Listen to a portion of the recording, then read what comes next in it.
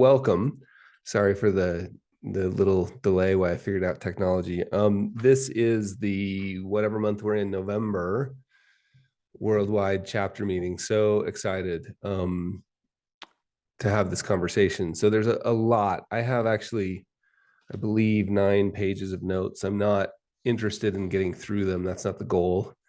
The goal is just to explore this relationship that we have with uncertainty and the role not only as our own lives as humans, but also the role we play in other people's lives. And this need we have to help people make mission critical decisions in the face of irreducible uncertainty.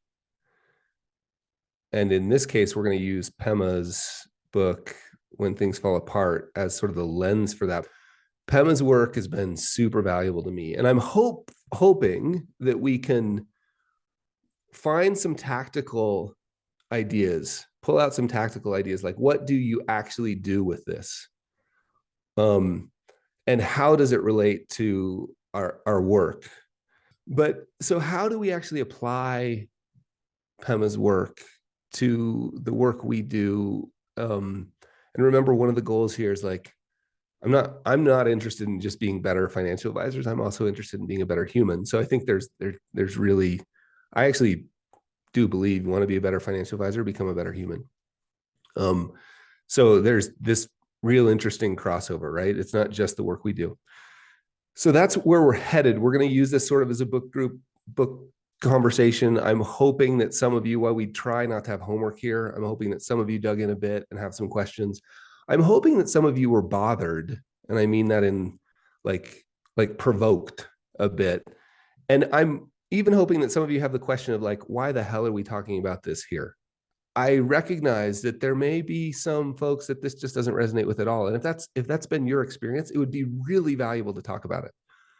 So please know that like any feeling that came up as you were working through this material, if you did, would be really valuable to talk about. So I'm going to set up sort of 3 declarations that I was using as sort of a lens to this work. And I would love to hear some feedback on this. So those of you who are ready, I can call on people if we need to, but if you've got thoughts, just raise your hand real quick. So declaration number 1, the world is uncertain. And in fact, would it be helpful to review complex adaptive environments? Anybody? My sense was that it would be helpful to sort of set the stage with this complex adaptive environment stuff. So let me see. I'm going to try something really scary. So a complex adaptive environment. Here we go. A simple environment. You have an input A process goes on, and you get B. This is a simple environment. You do an activity, you get a result, you understand the process that generated the result. Like everything about this is understandable, it's predictable, you do it, you get a result, right? A complicated environment, you do a process goes on that's a little bit more complicated, and you get B, right? So you understand the input, you understand the result. You can understand, and one of the hallmarks of a complicated environment is you can understand the process with the benefit of hindsight. So when you go do like a postmortem or whatever, you can look back and go, oh, I see what generated that result. That experience is also reliable, right? It's repeatable, but it's more complicated than this simple one. In a complex environment, you do a complex environment, you do a really complex thing happens, and then you get a result. But you're not sure what the result is. Sometimes you do A and you get Y, and sometimes you do A and you get B. One of the really important pieces of a complex environment is that you, even with the benefit of hindsight, you can't, like, this is from the literature. It's like one of my favorite phrases. Even with the benefit of hindsight, in terms of explanatory power, all we're left with is myth and story. I just think that's really beautiful. So if you look around on Twitter with the Twitter bros, it's really easy to see people who think they're living in a simple or maybe complicated environment. And this is what I like to call this success porn, right? Somebody will look at somebody had some success. Let's say there's an author, they've sold 5 million copies of their book. That's 0.0000001% of books. Like almost no books sell 5 million, almost no books sell 1 million copies. 5 million is crazy. That author, if you talk to the author, they would tell you, I don't know how this happened. Right? Like, I mean, I think my writing's pretty good, but there's lots of people with good writing. I feel like I caught lightning in a bottle. That's what one author that has sold 5 million copies told me. I feel like I caught lightning in a bottle. Then you go look on Twitter and you'll see threads, 7 steps to repeating that author's success written by somebody else. Right? So that's myth and story. That's somebody who thinks that we're operating in a simple world, a simple environment, or maybe complicated, maybe, but we're really in a complex environment and they think they can make up a story. So then you go follow the 7 steps and you don't get the same result. And you're upset because you think it must be something wrong with you. Right? And you repeat that over and over and you're like, how come everybody else? Like that's the danger of the complex, operating in a complex environment and pretending like you're in a simple or a complicated environment. Then you add to it adaptive, and adaptive means that every interaction with the system changes the system. And I'm only setting this up because I just want to make it clear. And in fact, let's talk about this a minute. Here's the declaration I'm making. We are operating mostly in a complex adaptive system. People and their money, and I think I can stop the share now. People, money, markets. That's the mixture of those for sure. I think each of them are complex adaptive and systems, but the mix of them for sure is. Does anybody do I need to explain that anymore? Somebody chime in here, unmute yourself. And specifically, if you have any questions or problems with that explanation. Paul, what comes to mind? The thing I've thought about is people who change their diet. Everybody reacts different. You can have the same sort of dietary inputs, but different. It's highly idiosyncratic. People react differently doing the same things and get all kinds of different outcomes. And then as their health changes, their adaptations change as well.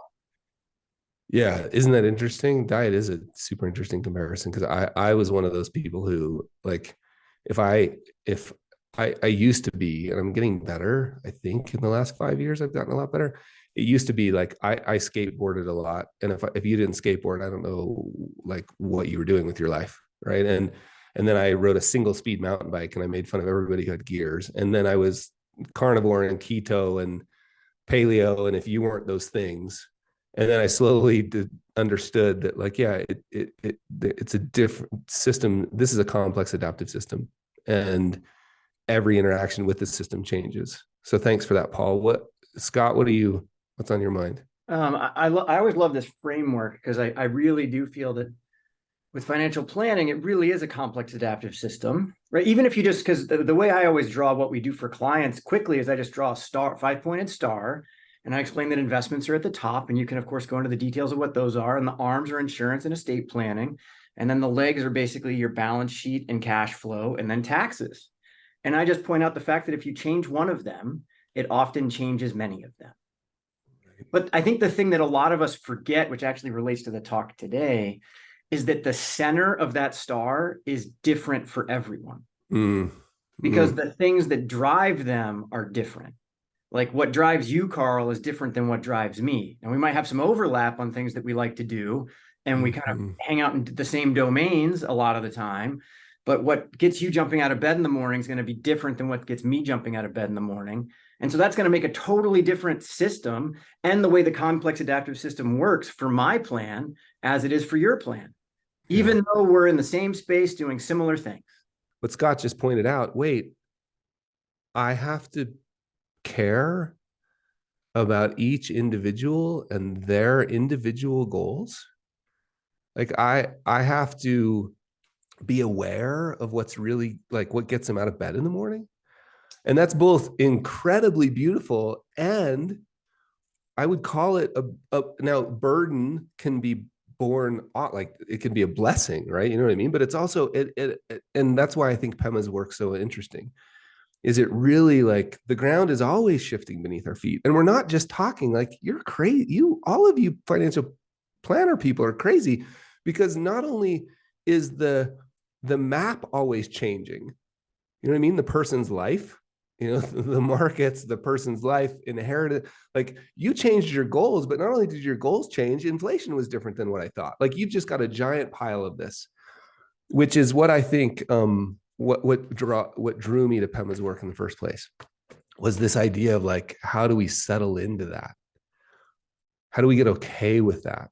How do we find it as beautiful? How do we learn to surf that uncertainty instead of be scared of it, right? Tell me about your experience. Those of you who had a chance, like what questions came up, or what bothered you? And I mean that, like what provoked you as you prepared for this today? Katie, fire away. So I read her book over the last 2 days, and it was exactly what I needed to read when I read it. I think I put it in the chat that I sold my business on Sunday to a startup, and talk about like groundlessness. Like I've been a solo entrepreneur for 12 years in control of everything. And then all of a sudden everything she talked about like the repeated patterns, always trying to seek security. You know, I think we see that in our clients all the time, and about how if you can get to a place where you're recognizing your patterns and kind of refrain. And like, you know, that was the word that kept coming to mind, is like refrain from going to the deep-seated, well-ingrained patterns that I have, and just it's not even like enjoy the groundlessness, but it's just like one of the words in her book that I keep saying is like, I'm in harmony with reality. So like, just keep telling myself that like, this is all, you know, nothing's permanent. It's always changing, and that's okay. It's amazing. I really want to get to that tension between the plan and now, because there's such an interesting tension there. I've been wondering lately, like if our need for plans and goals is actually causing dissatisfaction in our clients' lives, because we're actually placing them on the hedonic treadmill. We're actually encouraging the arrival fallacy, right? Like when you get here, things will finally be according to plan. And how do we manage that tension? And so I want to circle back to that. So thanks, Katie, and congratulations, by the way. That's super exciting. Mike, unmute yourself there. Yeah. So for me, it's been interesting. I mean, like a lot of us, I think I came into this business from a left brain mathy standpoint, spent 20 odd years doing corporate finance, where, you know, you're in pursuit of the answer.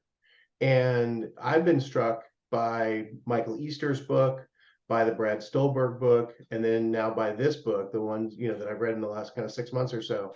And it's the idea that you just need to be aware of something as opposed to doing something, right? In terms of the growth process happens when we just sit still in the tension without trying to fix it. And that's just been that theme for me, at least, came up in this book as well as the others as well. Yeah, it's amazing. Yeah, it's so interesting. And I love to zoom out every once in a while on these and like, okay, well, why does this matter? Well, but the moment you dive into this deeper exploration, you get into the shaky ground. I loved stay with the shakiness. Did anybody else catch that phrase? Like stay with the shakiness? I can't remember what chapter it was. Embrace uncertainty and impermanence, but I love the phrase of like stay with the shakiness, because as soon as we go into what matters to you, we are on shaky ground. That's it, my friends. I'm happy to stay as long as you want to talk a bit, but cheers.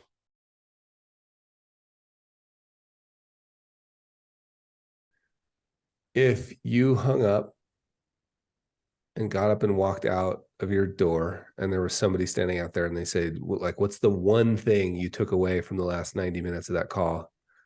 What's the one most important thing? What would it be? And maybe Brian, why don't you seem to be shaking your head. What's the one most important thing you took away from the call? For me, it was the that tension between we need purpose. My sense of mission was my work. Maybe not sense of mission is not the right word, but my identity, my purpose. And at the same time, recognizing that the things that we anchor ourselves to are transient and fleeting. What will change tomorrow as a result of that insight?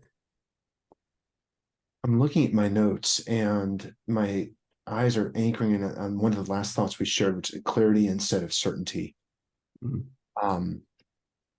The ambiguity and the uncertainty around that, and leading clients into that uncertainty, and being, just being okay with that, and helping them be okay with that. I feel like I am okay with that, but there's always like the next level to go to. Yeah, it's funny because I always am like, I always think like, well, the problem is there's no alternative. Right. Like we can either deny that that's reality a bit in terms of like things change, goals change, identities change, like everything's changing. We can deny and sell more certainty or numb or do all those things, or we can figure out how to deal with it. Yeah, thank you, Betty. How would you answer that question? Like, what's like the key takeaway for you? That I'm not alone. I do feel like with this particular group of people that this membership that you've created, it brings folks that have this drive to be of service and also, technically good, and that goalpost, if I know we don't love that word, but the purpose and passion to move our clients forward, move ourselves forward. But also, as that's part of, I think it's ingrained in all of us, there's this planning, but also trying to stay in the moment and doing that for our clients, and also helping coach them with those same tools. I mean, I find that these conversations help not just my business, but me as a person, as I try to grapple with me as a professional and me as a human, trying to grapple with these two kind of competing goals and finding a balance there. But it's always really comforting to me to hear that other people that I respect and seem to be much farther along in their journey, it's nice to feel like I'm not there by myself. Dale, what how would you like, was there and the answer can be no, there wasn't, like, it's fine. But was there an insight that occurred to you out of the call that stuck with you? Yeah, if I can kind of think of how to articulate it, it's something along the lines of, I remember early in my career, I had a manager, and this was in a completely different industry, but he would say that I often had no idea how much the room vibed based on how I walked in. So whatever I was in, the room would take on that mood. Did you think of anything specifically about, like, are you going to do anything differently in the next meeting you walk in? I think really it's always just almost every call is just a good for me. I always just grab a sense of the next meeting. I'm just going to be aware. Yeah, I think that idea of, I've been trying to do this a lot lately too, just because for some reason, I'm becoming more aware of the energy people are bringing into a room. And that led me to reflect on, geez, Mr. Hotshot judgmental guy, like, what energy are you bringing? Like, to start getting really clear about, and just the awareness, because if I can't notice that I'm feeling graspy, or I'm feeling irritable, or I'm feeling like I got to get out of this meeting, or if I can't notice that, I'm certainly not going to be aware of noticing where they may want to pause or stop. We call it the crunchy bits, right? Like noticing when the crunchy bits show up, which is where all the gold is in terms of our value. So yeah, I love that, just being aware of what energy I'm bringing.